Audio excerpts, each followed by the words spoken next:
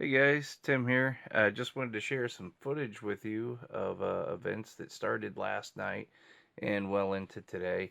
What had happened was is we had gotten a weather forecast that there was going to be heavy snow in this area, and we didn't get the snow. It was a really heavy rain, and it was a freezing rain, and it was so intense that it stuck to the branches of trees and everything else, buildings and whatnot, power lines, and it was bringing down power lines like crazy. Brought down a whole lot of trees. Anyway, did a whole lot of damage. It took out a tree limb, and we were hearing tree limbs crash all night last night actually. And one of those tree limbs came down and took out our power line completely to our house. And then after that, it wasn't much later that the entire area here between three cities was completely out of power. And so anyhow, you like to think that you have everything you need for a time like that, and we were still able to make food and to cook and keep the house warm. We had plenty of candlelight as well as other lights. Wasn't a problem, but there was one thing that really screwed me over because I didn't back it up like I should have. And it just seems so remedial that you wouldn't think about it, but I didn't have any gasoline on hand for my chainsaw. And I didn't foresee all the gas stations shutting down. And that was my bad. I really should have done that. That was a base I should have covered. So we ended up having to wait for like 45 minutes in line. Uh, and that was before the lines got really intense for fuel. And it was lines were just crazy out the door of any places that the few places that were open, clear on the other side of Dallas, which half of the town had a little bit of electricity, but not a whole lot of places were open. The ones that were just getting stormed by hordes of people in line. So anyhow, try not to miss any bases. Try to cover everything if you're prepping and you're trying to be prepared for everything. I mean, gasoline is like a no-brainer. I don't know why I didn't have that on hand. Anyway, that was my fault, and it's resolved now.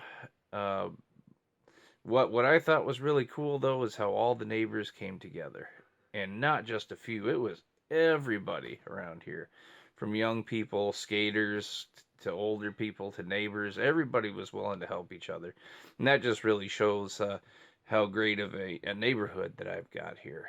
And a lot of religious people came together to help out, checked on us, and so it was pretty awesome. But anyhow, so that's what I try to encourage people to do is have that really tight kind of community atmosphere, because that was one of the biggest things that really helped us out. It wasn't like an extreme natural disaster, but it was big enough that it caused some problems. So anyway, here's some footage for you. Love you a latte. Wow. The aftermath of the ice storm. Whoa.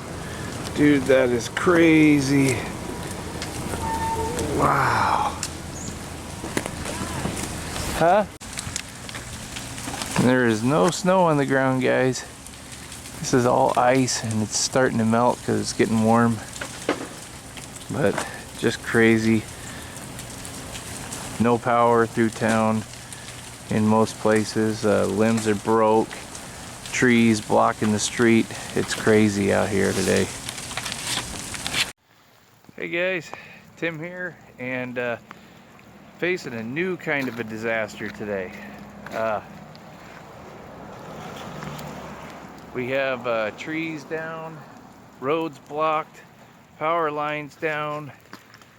I mean, everywhere in town here. Everywhere. Things a disaster. And this is an ice storm, believe it or not. You hear snapping constantly, great big huge trees coming down everywhere.